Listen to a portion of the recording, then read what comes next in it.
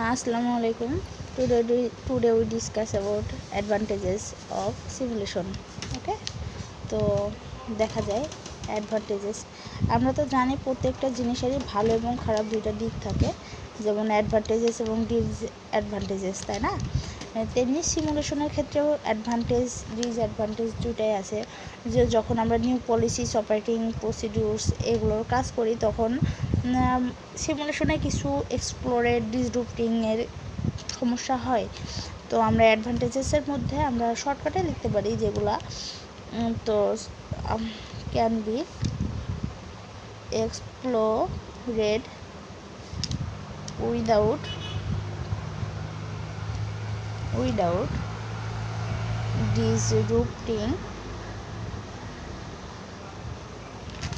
disrupting কি ongoing operation, তাই না?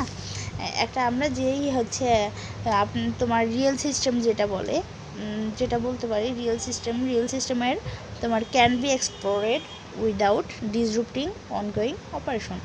ঠিক আছে, তো 2 নম্বরে দেখি আমরা। 2 নম্বরে লিখতে পারি ক্যান বি টেস্টেড, তাই না? Can be tested without committing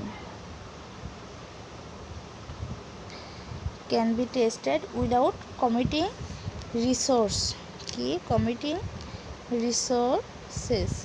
can be tested without committing resources ছাড়াও আমরা টেস্টটা করতে পারি।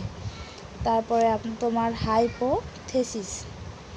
হাইপোথেসিস বলতে আমরা কি বুঝি বলো তো?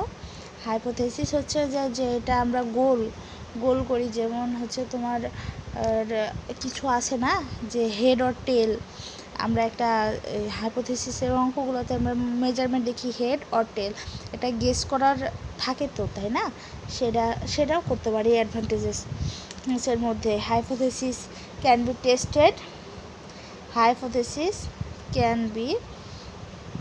টেস্টেড ফর feasibility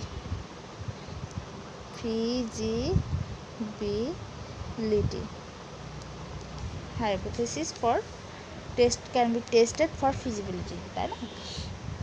তারপর দেখতে পারি টাইম, সময়ের উপরে অনেকটা নির্ভর করে, যেটা time can B compressed or expanded, allowing for a speed up। বুঝতে পারছো? Time can be compressed or expanded, allowing for a speed up। স্পিডের উপরেও টাইমটা অনেকটা নির্ভর করে। তারপরে কি হয় দেখো, যে insight can be obtained about the interaction of variables, তাই না? ভেরিয়েবলসের উপরে অনেকটা নির্ভর করে, কারণ ইনস্টেড আমরা কোন ভেরিয়েবল নিয়ে কাজ করব সেটাও তো একটা ব্যাপার আছে, তাই না?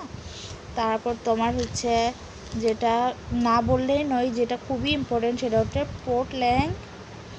পোর্টলিনেক অ্যানালাইসিস,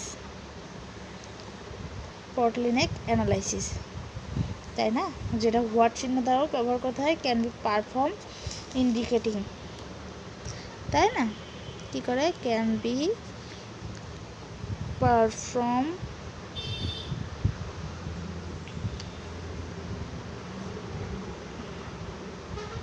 ইন্ডিকেটিং, শনাক্ত করার জন্য যেটা ব্যবহার করা হয়। কোথায় ব্যবহার করা হয়? হোয়ার ওয়ার্ক ইন প্রসেস, যেখানে কাজটা সম্পন্ন হচ্ছে। ঠিক আছে, তারপর তোমার কি করে,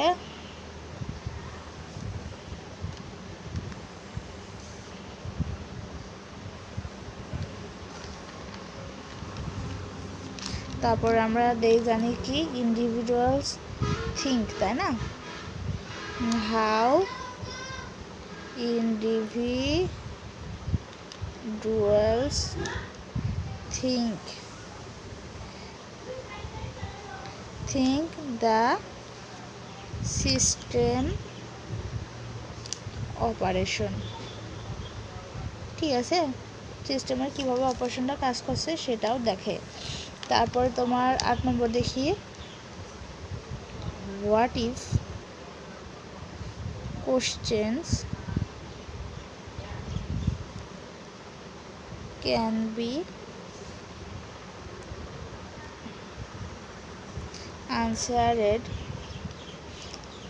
হোয়াট ইফ কোশ্চেন আমরা কিভাবে দ্বারা প্রশ্ন এই সিমুলেশনের অ্যান্সারটা দিতে পারবো।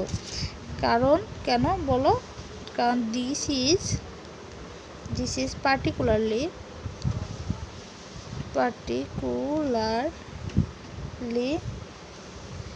ইউজফুল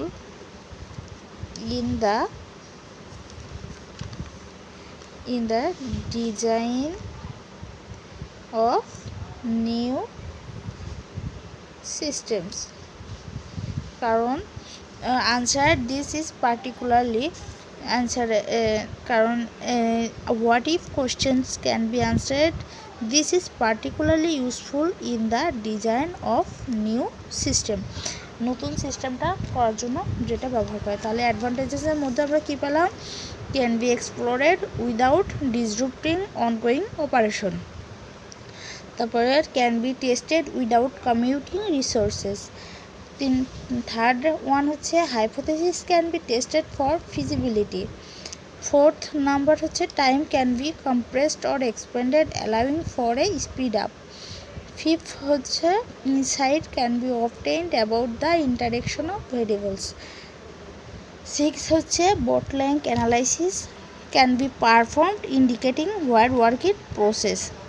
সেভেন হচ্ছে how individuals think the system operations. এবং 8 নম্বর হচ্ছে what if questions can B answered, this is particularly useful in the design of new system.